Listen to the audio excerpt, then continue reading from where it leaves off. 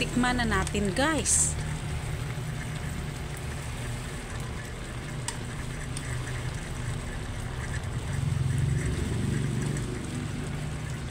At syempre, ang sarap. Sliced chicken breast afritada. Niluluto ngayon. Sa mainit na wok, lagyan ng kunting oil lang, guys. Lagay ang garlic crust. 10 cloves of garlic crust. 1 big onion slice. Ginger crust, marami.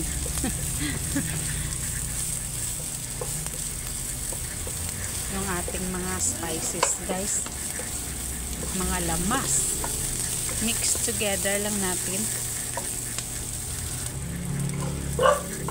And makes it brown.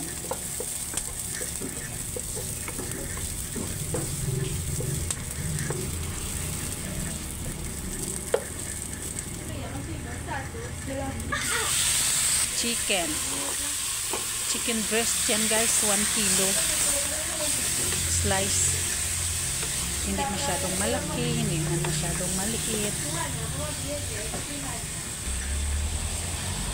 Lagyan ng asin at bitsin, konting soy sauce. Yan yung ating panggisa, guys.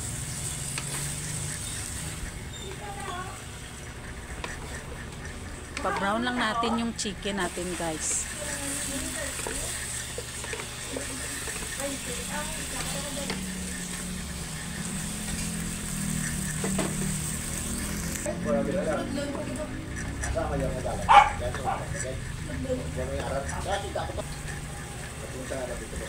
Lagyan ng tomato sauce.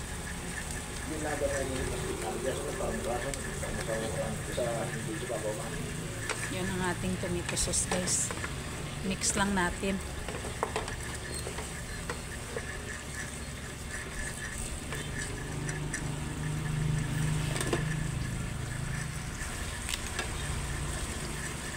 At ngayon, yung ating liquid, guys, yun yung aking inilagay.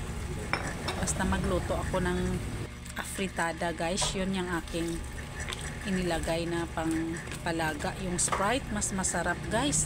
At saka yung pineapple tidbits, ilagay na din natin para mag-absorb ng mabuti sa ating niluluto. At ngayon, inilagay ko na ang patatas at saka carrot.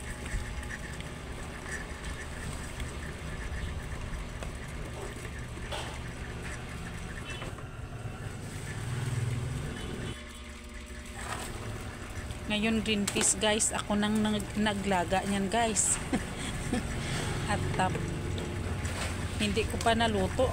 Nilagay ko sa refrigerator, guys, para na-preserve. Kasi kahapon ko pa sana lulutuin yung aking afritada, kaso lang may pinuntahan ako. Ngayon, hotdog. Lagyan natin ng hotdog, guys, para magdami-dami din.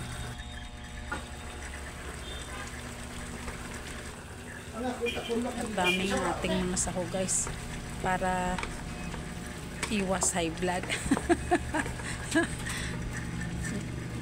Kahit na minsan kumakain tayo ng mga manok, baboy,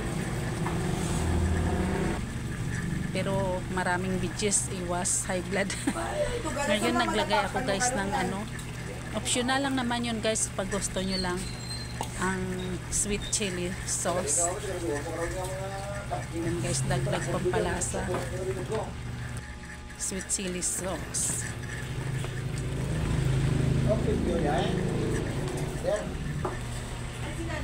At ngayon, lagyan na natin ng breadcrumbs.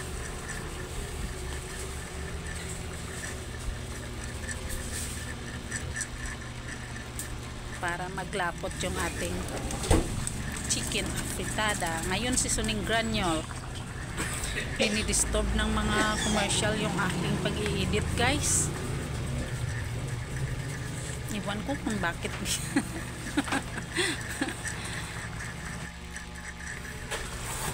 Ayan na guys, mix together lang natin naman combine yung mga flavors.